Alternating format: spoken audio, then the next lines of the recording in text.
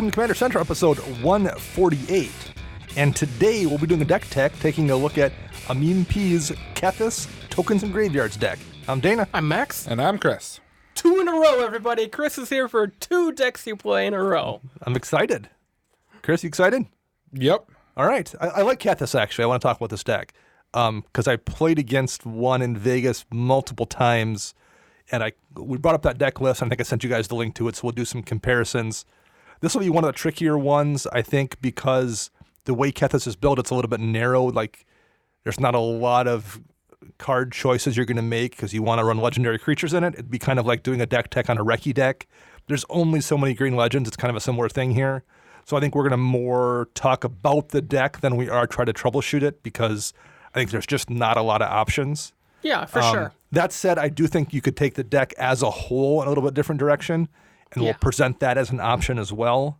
So let's probably jump right into it here. And we got our notes back from Amin. He says his meta is pretty diverse. There's anything from precons to slightly modded decks up to 8 power-ish decks, with there's being like a 1 power Vorthos art deck and up to top tier 10 power CEDH decks.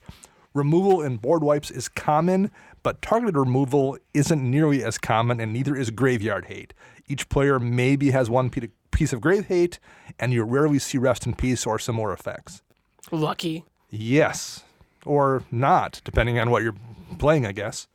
What is the goal of the deck? The goal of the deck is to make tokens and play off the yard when needed. The deck tends to win with Primeval's Glorious Rebirth and Akroma's Memorial, or through going wide. The main goal is to have as many legendary spells as possible to make the best use of Kethis' ability. Yep, so some of the weaknesses are the areas that we need to focus on, where the deck's land base is pretty rough due to the need for the legendary lands, which a lot of them are colorless. Yeah. There are fantastic fodder for Kethis' ability and help grind out the late game by recurring those lands, I'm assuming. Yep. Things like Lotus Field and God Eternal Bantu are there for general value and added benefit from being able to sacrifice those lands or other legendaries to feed your graveyard to help Kathis. It's a loop. The deck doesn't struggle with making land drops, but could improve on the ramp category and in the colored lands category. Okay. It's just hard to balance with enough legendary lands. The deck also struggles with its identity a little bit. It started as an aristocrats build, since a lot of the legends help produce tokens and sacrifice creatures, but it was a bit clunky and took a lot to get going.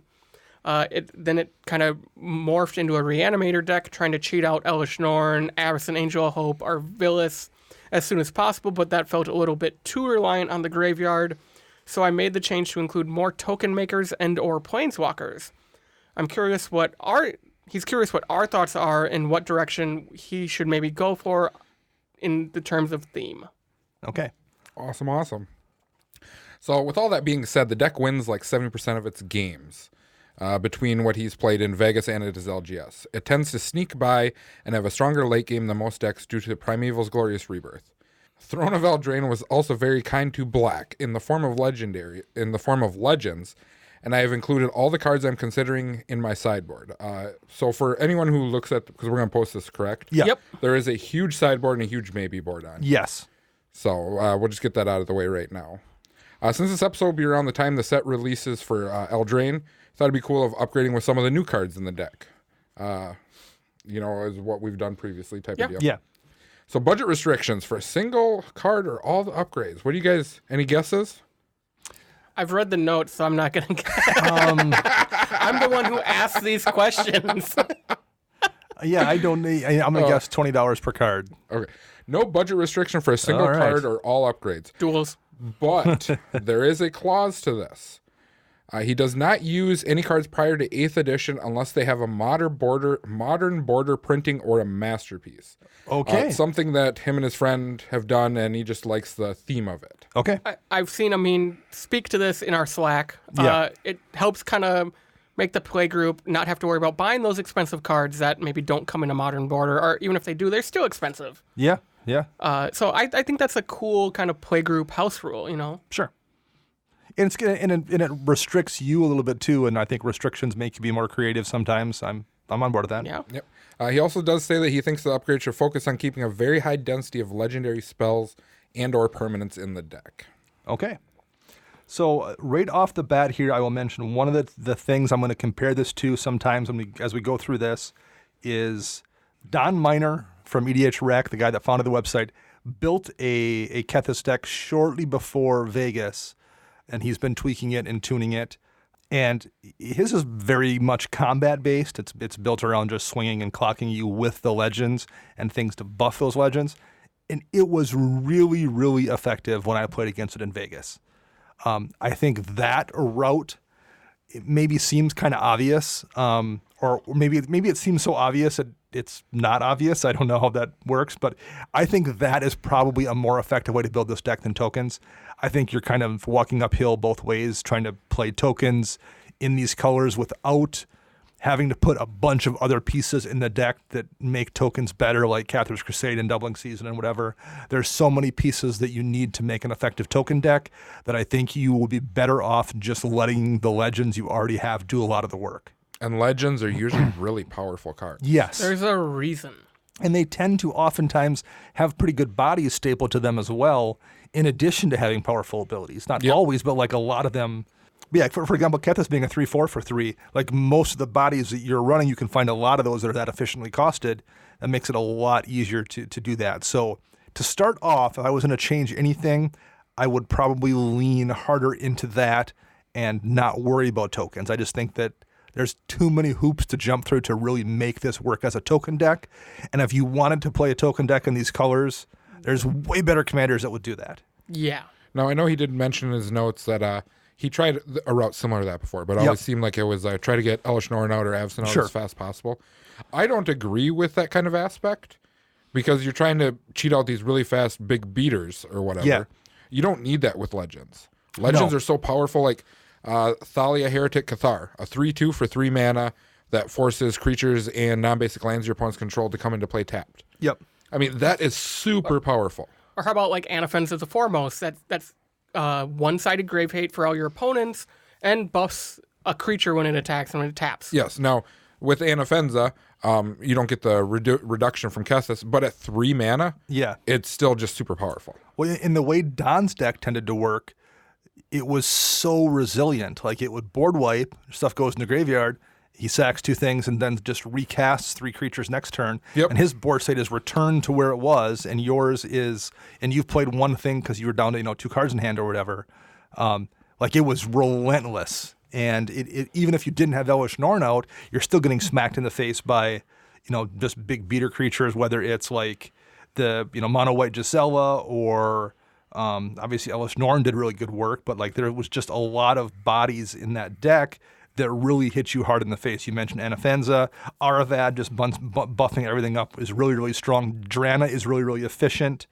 Gulta is ridiculously efficient in that deck. Rathama, all the gods are really, really good. The mono white dino. Yeah.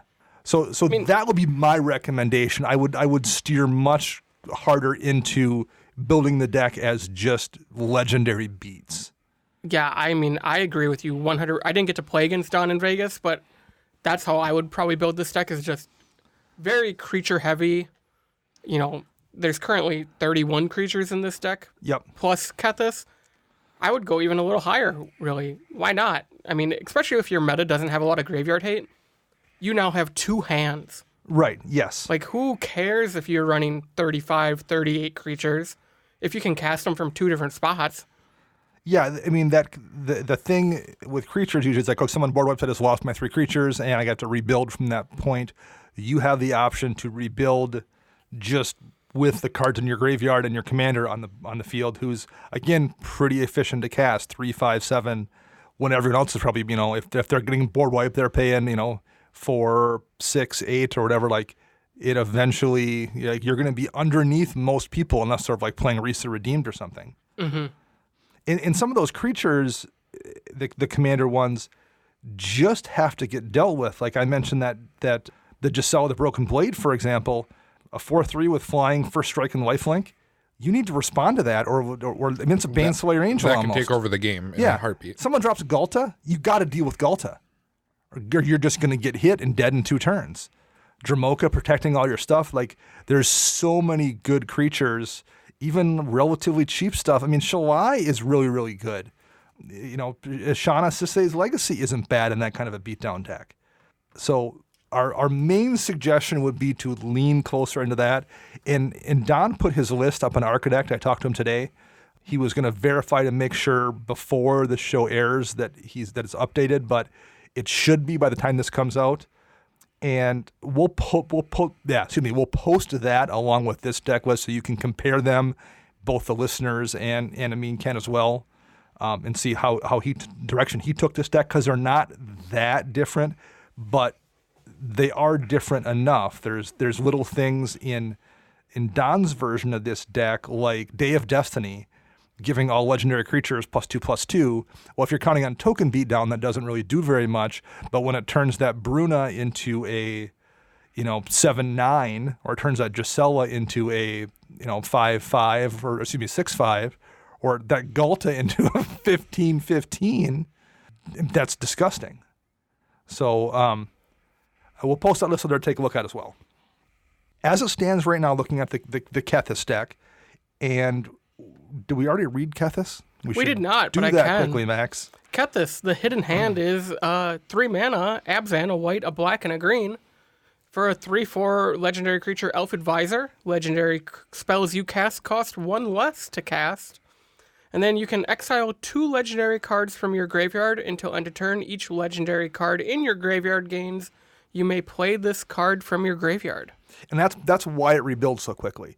After the board wipe, your stuff goes in the graveyard, you replay Kethis, and then suddenly you're able to cast stuff from your graveyard at a reduced cost. Well, even if I were to personally do this, I would build it with the legendaries like what we're talking about, and Kethis would never hit the battlefield until after a board wipe hits. Yeah. Then play Kethis, because you're not too worried about it. You're going to be playing the efficient legendaries, on curve, and then Kethis comes out and you're like, I'm just going to rebuild. Now, he's at 35 lands in a 3-color deck. This is something I've been reconsidering myself lately. I'm trying to decide if I want to maybe ding down most of my land counts by 1. Really? Yeah. I just can't think of the last, you occasionally get mana screwed. I've had it happen. How many lands do you run in Jeru? Jeru is at 35 in a mono white deck, and I have no problem with lands in that deck. Data Flood. So you went turn 1. Land tax, and he proceeded to top deck lands every turn too, along with his land tax. I probably had a dozen or more planes in my graveyard by turn 7, and I was still just top decking lands regularly. I never have problem with lands in that deck. I very rarely ever have a problem with Reki at 35, and those aren't that lean. My CMC is in the low 3s, 310, 315 ish, but it's not like it's my Edric deck. The hard part with cutting lands in 3 colors, I think, is that you want to always be on color curve. You have to hit not just lands, but the appropriate spread of lands. Yes. And it's easier to go low if you're talking I'm running, off-color fetches and Prismatic Vista and Fabled Passage, and I have the ABUR duels, and I have, if you have that perfect land base, it's much easier to run down those numbers, I think, than it is otherwise. So anyway, the point of this is he's running 35 lands, and I don't think that's too few necessarily in a 3-color deck. He mentioned his land base. I don't think it looks that bad. Personally, what I would do, because there is a Field of the Dead in here. Yes. And he did say something about us bringing this up. Yep. He's running 4 snow-covered forest, 4 snow-covered swamp, and 1 snow-covered plains. I would cut that down to 2 snow-covered forest, 2 regular forest, 2 snow-covered swamp, 2 regular swamp, just to get the Field of the Dead triggers more often. Yeah. Yes. Yeah. And some of the stuff depends on what your meta's like. If you see Blood Moons and Back to Basics versus not seeing them, and I've seen them in our meta. They're not non-existent. I will say this though, I think I've used this analogy before, but it's one of those things when you're driving on that country road at 2 a.m. in the middle of cornfield land and there's nobody around, you're not locking in your cruise control at 55 miles an hour. You're probably going 65, in the middle of the road. So if a deer comes out, I have more time to react. Yeah. But there are times when in your head you've done the calculus and been the correct way to do this right now is to go 55 and obey the speed limit. But there are times when you're I'm not going to get pulled over, and there's no, like, I can see the next car coming 4 miles away because I'm on a dead straight stretch of road. There's no police officers out here. Like, you can do that math in your head and determine it's worth the risks to go a little bit faster.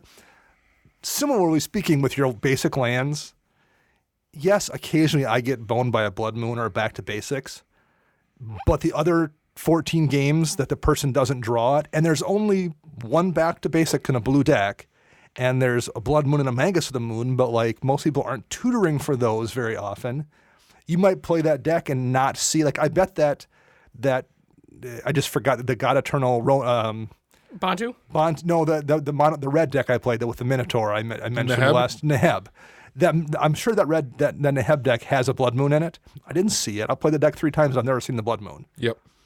There are situations where like you kind of do that calculus in your head and say, yep, I'm going to lose a game to a Blood Moon every 5th EDH night, and the other dozen games I play, I'm going to play a perfect mana base and get to cut a whole bunch of corners and always have my colors. And the trade-off is once in a while that Blood Moon comes up and I lose, and that's fine. It's the same thing in anything you play competitive, too. Absolutely. Yep. Because, like, I'm going to take Modern, for instance. Very, very greedy mana bases now in the meta. For sure. And Blood Moon just locks them out.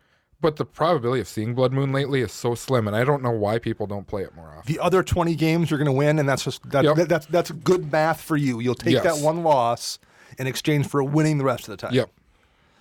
So back to the lands here, you probably could cut a couple of those basics if you wanted to, in addition to, and again, it depends on your meta, but like, I think you could get away with it if you wanted to, as long as you realize that you might get burned and you might have to make that change back the other direction down the road. I'm running right now in my Kresh, the Bloodbraided deck, 6 basics. I have 2 of each, and that's it. And I almost never get color screwed in that deck. In a 3-color deck, because I've got... No, you really don't. I don't. That frustrates me. That's why, because I'm cheating. And I'm running like the perfect dual land spread. You heard it, right? He said, I'm cheating. You should see my notes from our last episode. When it's like, games we played, I'm like, I played with Dana the whole week, and he cheats. That's exactly what my notes say. But kind of I am. I'm cheating. The best practices are to run X amount of basics, and I've just determined, like, we have so many decks and so many people in our meta, it will be different if I played with the same 6 people, and one of them only had, like, once upon a time, we played in a shop where you had the one dude who had a mono red deck, and that was his only deck. And he had a Magus the Moon and a Blood Moon. So, like, you had to plan on seeing that Blood Moon once a night, because you did. Now, he also maybe kind of stacked his deck on occasion to see that Blood Moon, but, like, ignoring that. Every game. Like, you had to plan around that. If you're playing with 30 different people, all who've had 5 different decks, you're probably not going to see a Blood Moon, or at least the mathematical odds aren't you aren't, and you can kind of cheat and run less basics. So... Anyway, the point is here, if he wanted to, he could get away with it, but you're absolutely right to go back even further, Chris. To make it easier to hit Field of the Dead, I would spread those lands around. Yeah. Because it's not like you're going to take advantage very much of someone's extraplanar lens with your 3 snow-covered forests. No. You might as well go to 2 and 1, like you might as well break them up. Any other real land changes you would make in here? If I was going to pull a couple basics, I would then jam City of Brass and Mana Confluence in here in those basic slots just to, once again, give you whatever perfect color you wanted. But I don't think his mana base looks that bad. Yeah, I mean, like Hall of the Bandit Lord being legendary, that makes colorless. So does Nykthos, but I think those are probably also pretty good cards in this deck. Yeah, a lot of his legends have double pips. I still think I would add maybe one more land to it, put it up to 36, just due to the simple fact there's 4 fetch lands in here, I do believe. Yeah. Yeah. And when I build a deck, I don't consider fetch lands part of my mana base. Yeah. Because they trade for another land out of your deck, which then cuts, yes, and we've done the math on it, it's not really like thinning your deck, but it does cut a land out of your deck, so the probability of drawing another land in X amount of turns does go down. Yes. Yeah, I tend to kind of agree with that. I mean... You could run the ABUR duels, like we can tell someone to do that, but like I don't know if they make that much of a difference necessarily. I get there's not a lot of graveyard hate in his meta, and typically we say, yeah, you should run Bajuka Bog or Scavenger Grounds, but maybe not running Bojuka Bog is fine in this deck, especially in his meta. It comes into play tapped. Yeah. We don't want that. You want to be legendary. Untapped in this. It's not legendary. You want this thing.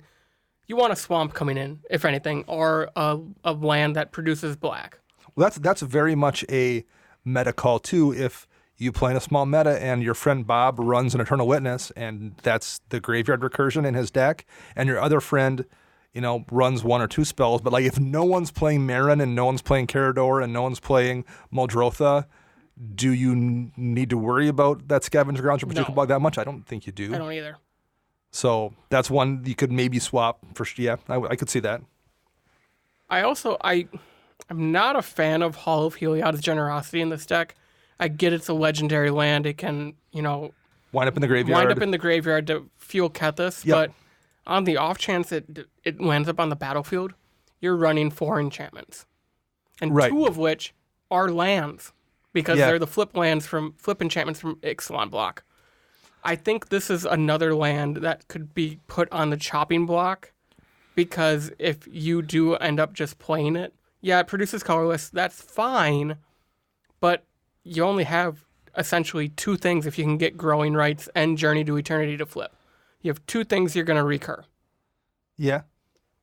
I don't see why. I know we've said it in the past, if you're running 2 or 3 really good enchantments in your deck, maybe it's worth it, like a True Conviction and a Frontier Siege or an Outpost Siege, but you're running an Animate Dead and a Whip of Erebos. Those are your only other 2 enchantments in the enchantment slot. There might be an enchantment creature in this deck. We haven't gotten that far. Well, you know what I would swap that out with? The original Urborg from Legends. It is also a legendary land. Remove Landwalk from something? But it taps for black. It does. So if you're not using Hall of Heliod's Generosity to bring back enchantments, why not run a land that, and it's like $3 or $4. It's cheap too. Probably cheaper than Hall of Heliod's Generosity. Yeah. It's going to tap for black. And it removes First Strike or Swamp Walk. The First Strike part isn't not relevant. Like, there are times when that makes a difference. But worst case, it's basically a swamp that's legendary. Yeah. So I think I would definitely swap that out for Hall of Heliod's Generosity, is put in that Urborg. The other thing, and this isn't a land, but it's tied into lands, crop rotation. Because crop rotation is going to give you the option to sacrifice one of these legendary lands like Urborg to put in your graveyard. You crop rotation Urborg out of the way to go grab your swamp and put it back into put it in, or grab probably a duel. Yep. You've upgraded the utility off Urborg and made it into a land that taps for multiple different kinds of colors, and now Urborg's in your graveyard to get rid of to sacrifice to Kethis to start recasting stuff. Yeah. So I also get the land thing, why he wants those, but I think he needs 1 or 2 more ways to get the lands into the graveyard, aside from hoping you mill them out. Yeah. I think crop rotation is a good way to do that as well. So since I just mentioned that, should we jump over and look at a couple of the instants here? Let's do it. So since we're trying to do a little more show and tell than we are suggestions, let's kind of, I guess I just covered it there, but the plan here is there's multiple spells that mill things into your graveyard, or let you look at the top 5 cards, take one, put it into your graveyard. Stitcher Supplier being an example. Hermit Druid as well. He's hoping he hits some of these lands or whatever, creatures, but probably the lands. Then he can use the lands to Kethis to pay the cost, basically, and then use Kethis' ability to start recasting those creatures. Yeah. So ideally, he wants to pay the Kethis toll of exiling 2 legendary cards from his graveyard by exiling the lands. Yeah. And he's going to get them in the graveyard by milling stuff, but I think having an additional way to do that, like crop rotation, or I think Harrow would not be a bad one to have as a spell in here either, is a good way to get those lands into the graveyard in the first place. Yeah.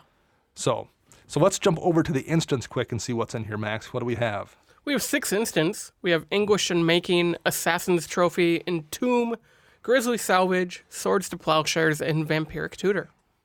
Man, that's a really good selection of instants. You have a couple really great removal spells. Entomb puts a creature in your graveyard that you can then recast with Kethis' ability.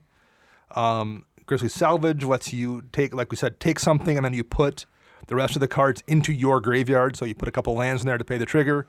Swords to Plowshares is the best creature removal spell ever printed.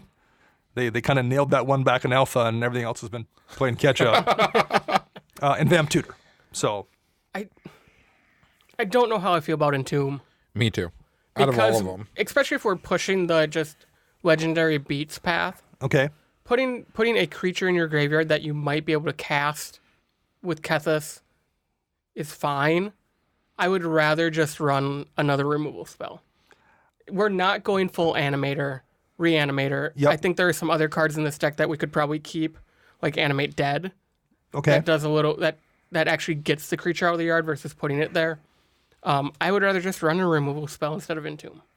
Animate Dead is good just accidentally. Yeah. You're going to put stuff in your graveyard and it's going to let you bring something back cheaper, or someone else puts something great in their graveyard and you go grab that. Right. Entomb, you need additional pieces of interaction. You need either the Animate Dead in hand, you need Kethis in play. I don't think it's a bad card, but I think if your deck is running this many legendary creatures, you can just draw 3 cards and you're going to hit one of them too. That's probably a scary threat. And you're putting additional cards in your hand, and I think it's fine, but I also don't love it. I would probably actually in that slot, there's a couple different Grizzly Salvage kind of effects that aren't quite as good, but like look at the top 4, put one in your hand. There's a couple of different of those kind of things. I think I'd rather just have one more of those. Just one more, mill down 3 things again or 4 things again, grab 1 card, and now I've got another legendary land in my graveyard. I can pay a toll to bring stuff back. So yeah, I'm kind of on board with that. I mean, Dark Bargain would almost be okay. Top 3, put 2 of them in your hand and 1 in the graveyard, and it deals 2 to you. So you get to keep 2 things you want. Yeah. Whether it's lands or maybe a removal spell, and then you put that creature in your graveyard or that legendary land you don't need. Yeah. I think that makes sense. So let's jump over to the enchantments now. We mentioned Animate Dead. There's only 4 there. There's Animate Dead, Growing Rites of Itlimoc, Journey to Eternity, and Whip of Erebos. And you mentioned this, 2 of those do turn into lands, Growing Rites of Itlimoc and Journey to Eternity. And both of those are actually really easy to hit in this deck. Super just easy. As it is. Yeah. I mean, 31 creatures, and some of those make tokens, some don't. Just how the deck is, both those are going to flip really easily. Yes. So you have 2 enchantments is how I would view this. Yep. And when they are in your graveyard, on the enchantment side, they're still legendary, so you can still pitch them away to activate Kathis. Said Animate Dead's always good. Whip of Erebos is always good, and once again, it's something you can pitch away if you're like, oh, I'm at 42 life, I don't care. There's no creatures. I might as well recast them with Kethis than use the Whip ability. I don't know what I would change or remove here either. The only thing is, if I did go to the Beats package here, I think this is where you run Day of Destinies. Yeah, I 100% agree with that. So, all right. Where do you guys want to go next? Sorceries, Chris? Sure. What do we have there? We have 11 of them. Buried Alive, Farseek, Kamal's Druidic Vow, Life from the Loam, Living Death, Nature's Lore, Primeval's Glorious Rebirth, Reanimate, Urza's Ruinous Blast, Winding Way, and Yawgmoth's Vile Offering. So a couple of ramp spells there. And actually, I like Buried Alive a little more than Entomb. Yep. Being able to put 3 creature cards in your graveyard is, I think, probably more useful. Especially if you have something in your graveyard where you don't want that to go, but you want to recast it. You'd be like, okay, I'll cast Buried Alive, throw 3 in here. I don't care about these 2, pitch them, be able to cast the other ones. I'll go grab Hope of Jirper and a couple other things, and I can definitely mill Hope of Jirper out of there and start recasting stuff. Well, even if there's nothing in your graveyard, you can just cast Buried Alive. Go pitch 2 of them and put the big one back in. And bring the one that you really wanted back in. Yeah, I think that is more useful, I think, than Entomb, even though it costs 2 more mana. Living Death is basically another backup plan, kind of like Primeval's Glorious Rebirth. Everyone brings their stuff back, but you're going to hopefully have more stuff in your graveyard to bring back. Yep. Kamal's Druidic Vow is just a big Genesis wave in this deck for the most part. In this deck, it's basically Genesis wave that costs 1 green less. Yeah. And it's legendary. So then you can mill it away when it's in your graveyard. Yep. Which is very important. Reanimate, bring a creature back. Ruinous Blast will kill everything. Not your stuff. Exile. It's a good one. Yeah, it's a good one-sided exile in this deck. Winding Ways, another one of those. Choose a creature or land, reveal the top 4 cards of your library, and put all of the chosen cards revealed this way into your hand and the rest into your graveyard. So that fuels more stuff with the commander. And Yawg's Vile Offering, again, legendary sorcery that lets you bring a creature back and then goes to the graveyard where you can mill it away. Although you can't, actually, because it exiles itself. Right. So I guess that then becomes a question here, so we should read that a little more closely. Put up to one target creature or planeswalker card from a graveyard onto the battlefield under your control. Destroy up to one target creature or planeswalker, then you exile it. So is that effect, is destroying a creature and bringing one back worth the 5 mana if you lose it and can't use it to pay the cost? Yes. Okay. Mainly because there are enough of these cards where you look at the top X and put the rest in your graveyard, keep one. Yep. If you do end up milling this away, then it doesn't exile. It only exiles on resolution. Okay. So there is the backup clause of it ends up in your graveyard somehow, and you can use it. And it's also a removal spell. That's it's true. only 4 mana, too, if you have Kethis out. Right. And you can go fetch it with Captain Sisse. Yep. And it's any graveyard. So any what graveyard. if yours is empty? You can go grab someone else's. Yeah, no, those are all points that make sense. I don't like Life from the Loam. So the thought process, I'm guessing, from Life from the Loam is you're going to occasionally mill away basic lands. Yep. And it's going to give you a chance to bring those lands back. But most importantly, you're going to dredge 3. So you're going to put more stuff from the top of your library into the graveyard. But there's only 9 basics in this deck. Life from Loam grabs any land. True. Yeah, there's just 3 land cards. But you're probably, the legendary lands are probably going to want to keep those in the graveyard to get rid of. I think lands are lands, honestly. I mean, it's a repeatable. It's the dredge that matters. I think here right. It's a repeatable way to keep putting stuff in the library, in the graveyard. I guess my thought would be then we need a way to protect Kethis, because there isn't one right now in this deck. Because if Kethis is off the field and it costs 7 or 9 to cast, and you've dredged 2 or 3 times during the game, and you can't recast Kethis because half your lands are in your graveyard, you're kind of SOL. So the theory with Life from the Loam is, and this is coming straight from Modern, when you dredge it, you cast it immediately that turn. Oh, yeah. To get 3 lands back. You make your land drop that is in the graveyard, you dredge again. Cast immediately the next turn, get 3 lands back. Make your land drop. Life from the Loam actually works a lot better when you have more fetches, though. Yes, yeah. I think here all they care about, all he cares about is the dredge. Yes. It's just a repeated mill effect every turn. And the ability to grab a couple lands if you need them. Is gravy. Yep. I also don't kind of love it, but I'll say this, Don is also running it in his deck, and he's got a pretty tight deck, and he's a pretty smart guy, so I think it's one of the best dredge cards you could play in Commander. He would have cut it, I think, if it wasn't effective. So I'm going to assume it probably works pretty well for those reasons. I kind of agree with you, Max, on a first glance. I don't entirely love it. When I factor in Chris's argument of fetches, it makes sense in Don's deck, because Don is running every single fetch. He is, yep. Where Amin is not. Yes. But, I mean, I get both sides of the argument. He is winning 70% of his games, so it's probably doing work. Okay. Planeswalkers. They are legendary. And there is 8 of them here. You've got 3 Garuks, Garuk Relentless, Garuk Wildspeaker, Garuk Primal Hunter, Liliana Death's Majesty, and Liliana Dreadhorde General, Sorin Vengeful Bloodlord, Vivian Reed, and Vraska Golgari Queen. They are mostly in the deck either for the removal option on them or as card draw. If I was making changes to this deck, the ones that are here primarily as token makers, and I'm looking at things like Garuk Relentless, and I think one of the Lilianas, and Dreadhorde General makes tokens, and Death's Majesty makes tokens. So and Sorin basically brings a creature back from the graveyard. I would make some cuts here. Yes, I would be replacing. If you even as the deck stands right now, as a token deck, I don't think Garuk, what he brings to the table in terms of token production, is nearly as good as just jamming, Gisela Reese into the this Redeemed. deck, or Reese the Redeemed, right? Reese. But even like Gisela, that's just going to be a absolute beat stick in the air. I just think creature. I would rather replace 3 of these with creature threats. I would. 4 of these, or 5 of these. Yeah, I think you could cut majority of these planeswalkers.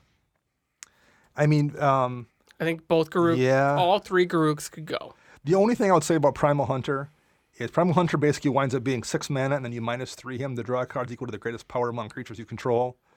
I mean, pretty often. I would almost guarantee, because this was in my Recce deck for quite a while, it would come into play and I'd immediately minus. Like, I don't know if I ever did anything but -3 him. So I'm guessing it's almost like a draw spell. But, and then it goes to the graveyard where it can be milled away to bring stuff back. But I think I just try to run a creature of some sort that does a thing. Yeah. Or a draw spell. Yeah. Like play Harmonize. Just draw 3 for 2 less mana. Rishkar's Expertise and then put something into play. Right. Yes, that doesn't fuel your ability on Kethis if you're running Rishkar's Expertise, because it goes to the graveyard and it's not the legendary thing there that you can mill away. But I think you can afford to trade away 1 legendary for 1 Rishkar's Expertise and then make the rest into creatures. My biggest issue is the triple green. Yeah, the 3-color deck is tricky. That looks like it's going to be hard to hit. Yeah, I can see that. I really like Dreadhorde General in this deck.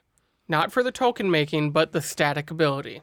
Whenever a creature you control dies, draw a card. Draw a card. Yeah. And the -4. Each player sacrifices 2 creatures, so you're fueling your strategy. Yeah. You're clearing the board so you can swing through with everything else on your battlefield. And, I mean, 6 mana for a 6 loyalty Planeswalker is still good. Yeah. And I think the Vraska Golgari Queen is not bad. That +1 where you can, or +2 where you can sacrifice a permanent, and if you do gain a life, draw cards. You draw a card, lose that Life Urborg or something. in a land. Yeah, true. And then bring them back. I think there's some here that are worth keeping, but I don't think I have 8. I think I run 4 of them. I run the best 4 that have the most synergy all the time, and drop the rest and replace them for creatures. Yeah. So glad none of you guys said cut Vivian, because I think she's a beautiful Planeswalker. She also is really she's a removal spell. She's removal. She upticks. You look at cards, grab a creature to land. I mean, the emblem just gives everything stupidness. So I think you keep Vivian, you keep Vraska, you probably keep, I would say maybe Garruk Primal Hunter, and then Liliana. Dreadhorde General. Yeah. Those would be the 4 I would keep as well. And swap the rest out for creatures or 3 creatures and a Rishkar's Expertise. If you really need a 5th, I think Sorin gets kept because of the removal. He can bring something back. Yeah. I think you have so many ways to do that, though. I don't know how much redundancy you need. But also giving all your stuff lifelink might come in handy. But that's why he's the 5th. Like, I would cut him and maybe add him back in. Sure. And there's a few creatures, we mentioned a bunch of some that aren't in here, but like Sir Conrad is absolutely is on the maybe board right now. Needs to be in this deck. Should be in the deck for sure. The Great Henge is obviously going to be wind up being in the deck. I don't know if you care about. I mean, I think Rankle's probably worth it. Haste and abilities on that creature. I hate that card so bad. Is it annoying to play against? Oh, it is. Yeah. I think a lot of his stuff in the sideboard and maybe board could be in this deck because they're like. We'll get to that later. Okay. All right. So artifacts is easy. There's 4 of them. There's a Criminal's Memorial, Bolas of Citadel, Mox Amber, and a Soul Ring. 3 of them are legendary. Soul Ring is Soul Ring. Mox Amber is almost always going to be activated. Bolas Citadel There we go. is the only one that kind of... A Criminal's Memorial is 7 mana, but like... It's a legendary. You mill it, you can exile it, or you can play it. And just probably kill somebody if they don't deal with it. I don't like Bolas of Citadel in this deck. I get it. It's legendary. It's a way to cheat stuff into play. It also has the sacrifice 10 non-land permanents and each opponent loses 10 life. I mean, it's a very good card. And then you recast them out of the graveyard. Yeah. Okay. Yeah, but you've lost so much life. I just feel like it's... And there's enough times when there's enough expensive creatures here where I feel like, oh man, I just Shield Red's on top. Well, I guess I'll do it. It's only 7 life. I can afford to lose that. Oh man, now I'm looking at Elish Norn. Like that's going to happen in this deck. There's Avacyn. Like boom, boom, boom. There's half your life. Yeah. I would rather just play it safe and put a Chromatic Lantern in here with especially how fragile this mana base is. Or this is where I swap in the Great Henge. Oh, it's for also sure. going to draw me. Yeah. It's also going to draw me cards. It's going to be way safer. It's going to be easier to cast most of the time. Mm-hmm. Yeah, it's also a mana rock. That is a very smart swap right there. It's your legendary artifact. It's going to more or less, function the same way. When it gets destroyed, you can mill it away if you need to. So that might be the change that I make there is Bolas Citadel for the Great Henge. Yeah. Any other ones there? I think you're so light in artifacts. You can't really run. You can't run more and you can't run less. Yeah. Like Mox Opal's legendary, but it's almost never going to be activated. It's not worth, I don't think, the slot or the cost.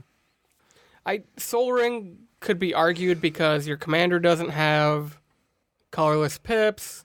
It only creates colorless. You're already getting a reduction. Maybe take the CMC hit and put Chromatic Lantern in here just so you can always be on color. But I guess that's a meta call and playstyle call as well. I think you still run it. You still run Soul Ring. I mean, it pays for your first round attacks. Yes, exactly. Chris wants to kill us both right now. Would you not run it, Chris? No, I would run it. Just because you can. I'm not a fan of Soul Ring. It's a trash card. You can say it. It's absolutely a broken card. It's on power level with the Moxes. I mean, it is what it is. And you also could very easily run Mana Crypt in this deck if you were so inclined, and it would be great too. But if it was legendary, it would be way better. Yeah. Oh my gosh. If it had the legendary downside, it would be way better in this deck. So let's look at the creatures. There's a lot of them. I'll read the first half of this list, and Max maybe can pick it up after that. Sure. Avacyn Angel of Hope, Azusa Lost But Seeking, Captain Sisay, Dragon Lord Dramoka. Yeah, my babe. Trash card. Ewit. No, you don't get to say that. You can't be on his team. Gulkar Regisa, God Eternals, Bantu, and Oketra. There's a Hermit Druid for milling stuff in your graveyard, a Hope of Jirapur, an Azoni Thousand-Eyed, a Kalidas, a Kakushko the Evening Star, and a Liliana Heretical Healer, excuse me. And we will clarify it's the new Cletus. Yes, the new Kalidas. Good Kalidas. Yeah. I mean, I hoped people would realize that's the Cletus we were talking about, but the internet. Yep. So we also have Nissa Vastwood Seer, Ramenup Excavator, Razaketh the Fall-Blooded, Reki History of Kamigawa, trash card, Sakura Tribe Elder, Satyr Wayfinder, Silvala Heart of the Wilds, Shalai Voice of Plenty, Shieldred Whispering One, Sidisi Undead Vizier, Stitcher's Supplier, Tashar Ancestor's Apostle, the Gitrog Monster, Timna the Weaver, Yaheni Undying Partisan, and Yawgmoth Thran Physician. That's a lot of creatures. That is. And they're not all legendary. They aren't. I don't know how I feel about that. I mean, Suffix Fader Wayfinder and Citrus Supplier are basically just additional mill conditions. They make sense in this deck. Of the non-legendary creatures, the only one I kind of don't love is Excavator. And Steve. I don't like Steve in this deck. I mean, there's no downside to it. It's ramp, but I don't know if it helps that much. I mean, you are only running 9 basics? 4, Yeah. 8, 9. Yeah, 9 basics. So, I mean, it's a way to get your basic. Yeah. Excavator, I think you just need don't. I don't know. I don't think you need it. Okay. I don't think you do anyway. When you could run something like Rishkar, who's going to come into play with a counter on him, put a counter on, say, your Nissa, who you're maybe not attacking with anyway, and you're now tapping for 2 mana, and when it goes to the graveyard, it's something you can exile away if you need to. So I would consider that in the spot of Excavator, or maybe even in the spot of Steve. I don't like Nissa in this deck, so we'll get to that later. She's efficient and cheap, but she's also not something you care about. She makes a legendary token. She does. That you don't cast. Yeah. That gets exiled when it hits the yard, so you can't bring it back. It's still on theme. Okay. I mean, it's like you guys in your, I won't play off-colored fetches because it's on theme. Well, here's okay. Okay, I'll give you that. I do have one artifact. I also can't afford the off-color fetches. I'll mention this artifact. This artifact should be in this deck, and I forgot to mention it when we did that section, so I'll do it right now. Hero's Podium. Yeah. Particularly if you're moving into the creature beat direction, each legendary creature you control gets +1/+1 for each other legendary creature. I mean, it wins me games in that Reki deck. And the X tap, look at the top X cards of your library and reveal a legendary creature card from among them, put it into your hand. Rest go on the bottom of the library. Yeah, it doesn't mill, but also it's going to grab you the best legendary creature, down 3 or 4. Yep. And there are times when I've even been like, oh, I only have 2 mana. Well, I don't care. If there's no legendary creature there, then I want those cards gone.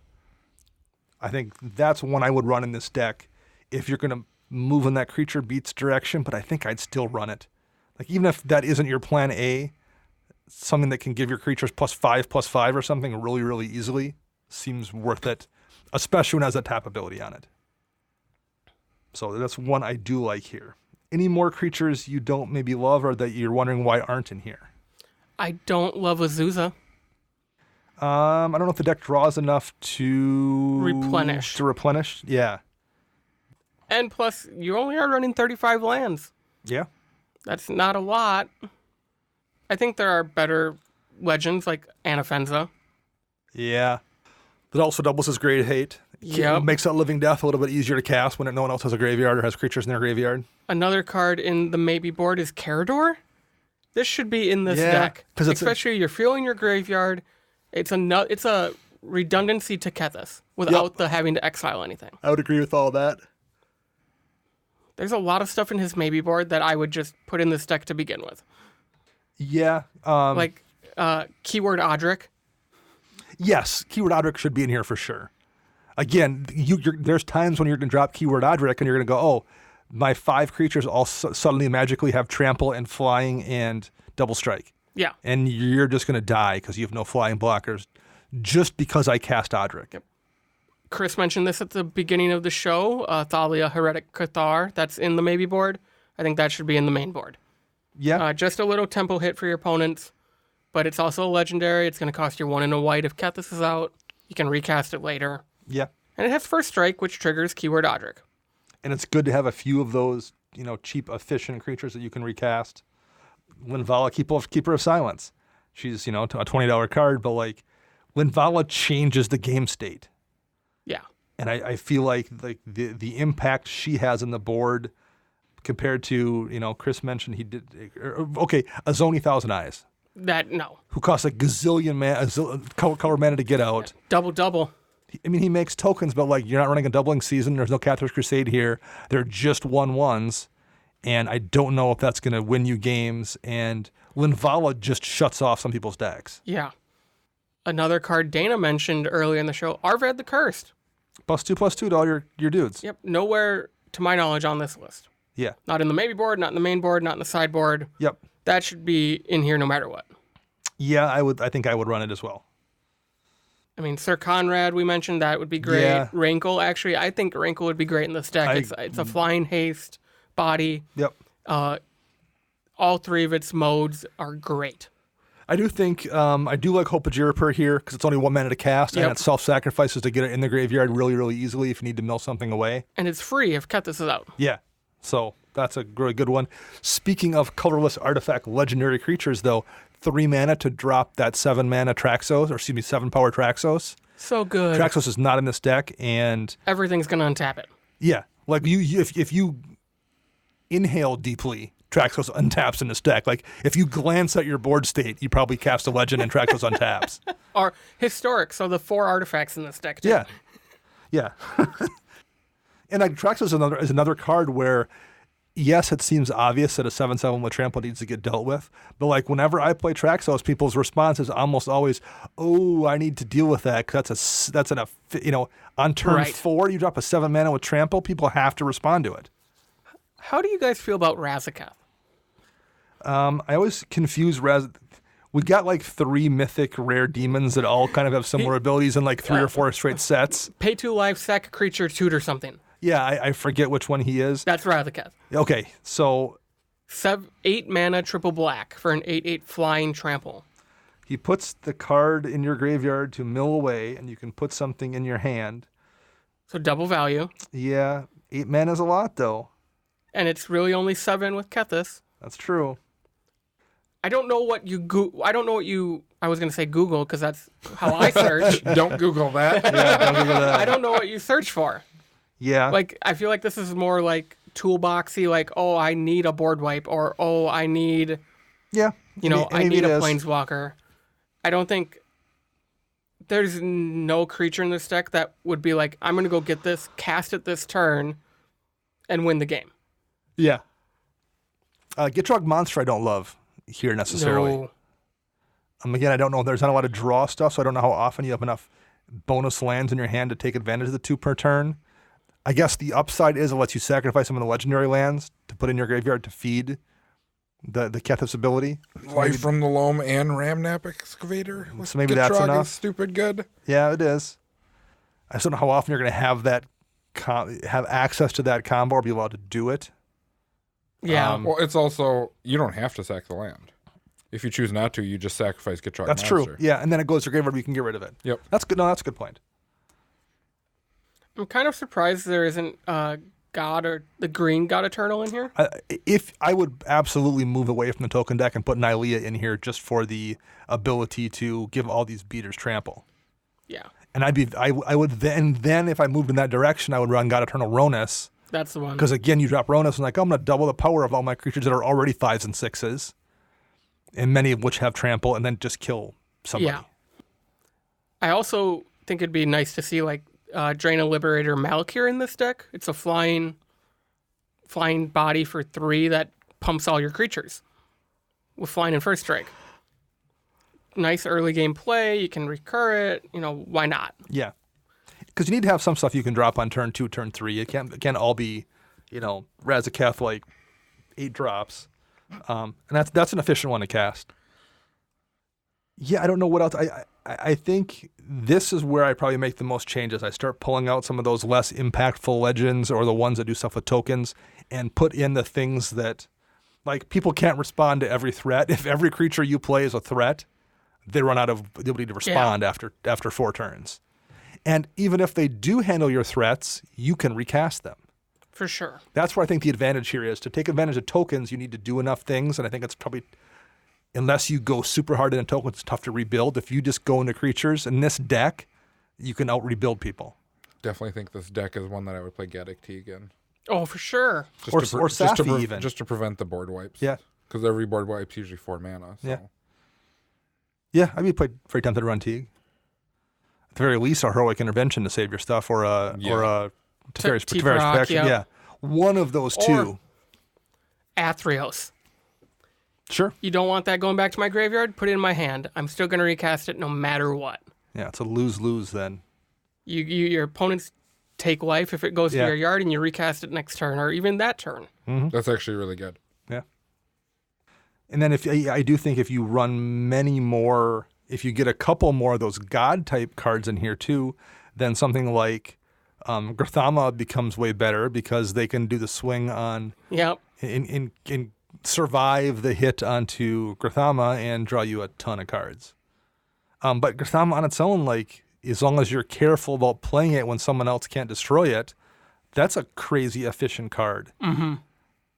Is it a 9/11? Is that what it is? Garthama All Drawing is a 10/8 for 5 mana. So good. And there's certain, configurations, if you have the Death Touch, is it Ronus the Indomitable? Yes. Death Touch Indestructible God, you just draw, 7 cards or something off it if you want to. I don't know.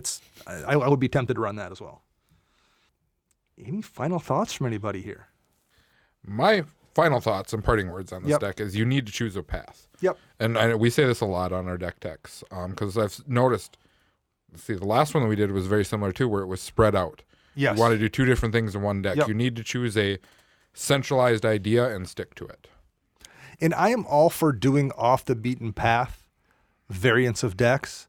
So like, hey, I'm playing Kethis tokens. I can respect that. I think if you're going to do that, though, I just don't know if there's any synergy from Kethis in the first place. And you have to then lean into it. And you need a Kathis Crusade in a doubling season. And like, you have to overrun and an overwhelming stampede. And you have to do all. At which point you're better off just running Gave or something, or Risa Redeemed or whatever. But I think if you're going to do it, you have to do it. Because I think as it stands right now, I feel like it still probably plays best as a creature beats deck already. And with a few tweaks, you can make it into a really, really effective creature beats deck. Yeah. Yep. I mean, you can very easily put a sub theme of tokens in here because there are quite a few legends that create tokens that are still very valuable on their bodies. Low CMC, have other stuff built in with them. There's a bunch of the Planeswalkers in these colors. All the Elspeths make tokens. So like if you want to go that route, there's plenty of cards that do that. Most of the Guruks do, and they're in all your colors, even the black ones. You could very easily make this into almost a Super Friends-esque token making deck. And there's some synergy there because when the Planeswalkers die, you exile them to recast stuff from your graveyard. Yep. So and they have more than just those abilities of creating tokens. They do other stuff. Yep. So there's some synergy there, but I think, right now you've got the spread between 8 Super Friends creatures and some tokens and some creature beats, and I think it's good to diversify a little bit, but I think you need a plan A. And I think the plan A here is a little bit scattered, if that is the right word. So, all right. Thank you very much for supporting us on Patreon and Meme. We appreciate it. And thank you for sharing this deck with us. Kethis, that's pretty cool. We autograph a couple cards to send out your way that we suggested. So we'll do that at some point here in the next week or two and get those on the way along with a playmat. Is that right, Max? Playmat for sure, yes. The card thing we changed when we upped our tiers, but he might have been grandfathered in. Okay, we'll check that out. That's going to be it for us. Our podcast theme is Retro Future Dirty by Kevin MacLeod. You can find our show editor, Ken Peddle, on Twitter at LOAD3R. You can find me on Twitter at Dana Roach. You can find Max at CMDR_Max. And you can find Chris at WiseSwishy1. We'll be back on Monday with another show in our regular line of shows. Until then, I'm Dana. I'm Max. And I'm Chris.